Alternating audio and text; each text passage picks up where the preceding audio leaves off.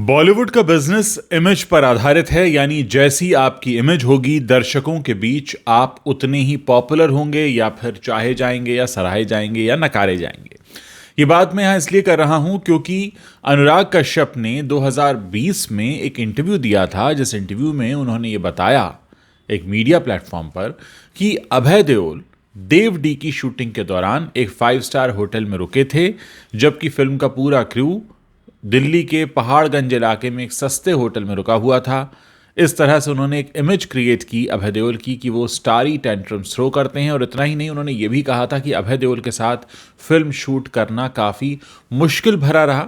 यानी एक तरह से उन्होंने पब्लिक के सामने आकर अभय देओल के बारे में ये कहा था कि वो स्टारी टेंट्रम्स करते हैं, उनके साथ फिल्म शूट करना आसान नहीं है और मेरा बड़ा खराब अनुभव रहा है।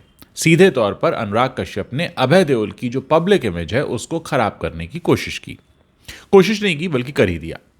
इसके बाद अब अभय देओल आए हैं मीडिया के सामने। उनकी नेटफ्लिक्स पर एक सीरीज आ रही है ट्रायल बाय फायर, जो दिल्ली के उपहार सिनेमा कांड पर आधारित है।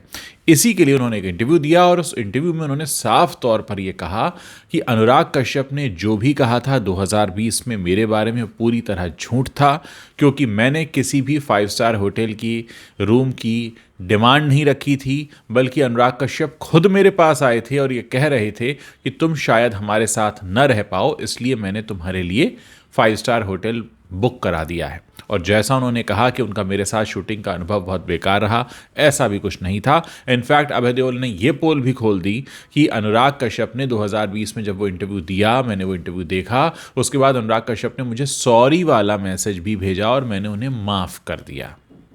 तो ये सारी बातें आपके लिए जानना इसलिए ज़रूरी हैं कि फिल्म इंडस्ट्री में, जैसा मैंने इस वीडियो की शुरुआत में कहा, कि सब कुछ इमेज पर आधारित होता है। आपकी इमेज अच्छी होगी तो उतने ही आप सराहे जाएंगे। वैसे कुछ ही लोग होते हैं जिनकी इमेज ख़राब हो तब भी चलते रहते हैं, जैसे हमारे खान साहब हैं।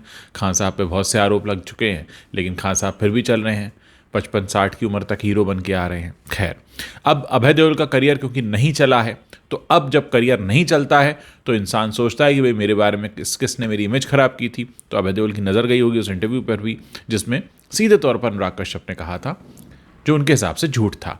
अब सवाल यहाँ पर यह आता है कि अगर अभय देओल सामने उठकर आकर इतनी बड़ी बात कह रहे हैं कि झूठ बोला अनुराग कश्यप ने और खुलकर कैमरे के सामने नाम लेकर बोल रहे हैं, तो सवाल ये उठता है कि क्या ये सिर्फ पहला मौका है या इससे पहले भी अनुराग कश्यप बहुत सारे झूठ बोलते रहे हैं?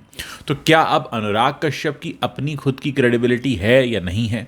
क्या आगे जब अनुराग कश्यप किसी भी इंटरव्यू में कुछ बोलेंगे तो लोग उस पर यकीन करेंगे या नहीं करेंगे? तमाम बातें हैं। अनुराग कश्यप ने शुरुआत की, उन्होंने पहले अभय देओल की इमेज खराब करने की कोशिश की, अभय देओल ने आकर सच बोल दिया। सच बोलने के बाद क्या हुआ कि अनुराग कश्यप की खुद की इमेज खराब हो गई। अब क्या होगा?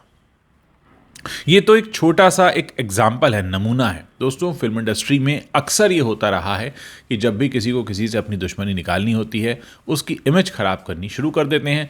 और जैसा कि आप जानते हैं, अगर आपकी इमेज ख़राब हो जाती है तो आपका करियर भी ख़राब होने लगता है। शायद यही हुआ अभय देओल के साथ भी, और उन्हें अब रियलाइज़ हुआ होगा कि इस तरह की बातों पर खुलकर बोलना चाहिए। खैर, ये एक अच्छी शुरुआत हो चुकी है। मैं अपने प्लेटफॉर्म पर एक बात आप लोगों से कहना चाहता हूँ। आप में से बहुत सारे लोग बॉलीवुड इंडस्ट्री से जुड़े हुए भी हैं जो मेरे दर्शक हैं। कुछ स्ट्रगलिंग एक्टर्स हैं, कुछ स्ट्रगलिंग डायरेक्टर्स हैं, कुछ स्ट्रगलिंग राइटर्स हैं।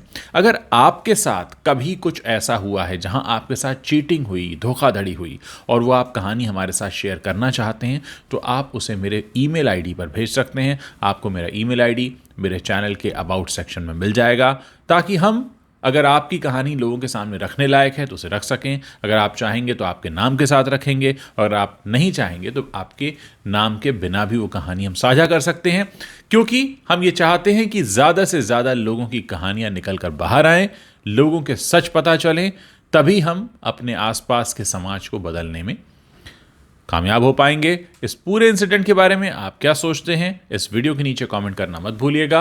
और अगर वीडियो अच्छा लग रहा है तो इसे प्लीज़ शेयर ज़रूर करें, क्योंकि अगर आपने कुछ अच्छा देखा है और आप चाहते हैं कि और ज़्यादा लोग देखें तो इसे शेयर करना भी शुरू कीजिए। शुक्रिया।